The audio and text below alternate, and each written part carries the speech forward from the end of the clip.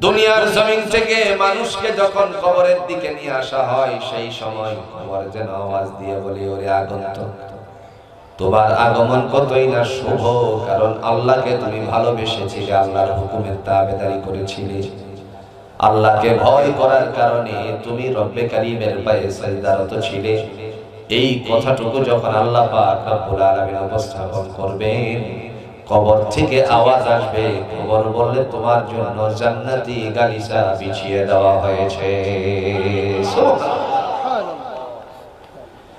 এরপরে যখন কবরে মানুষটাকে রাখা হয়, কবরে রাখার সাথে সাথে আল্লাহর বান্দা একেবারে, এটা আমরা কি বলি, জোরে কোন ঘুম। কবরে রাখার সাথে সাথে বান্দা ঘুমের মধ্যে চলে যায়। সেদিন ঘুম থেকে জাগবে যেদিন আল্লাহর ওয়ার্ডার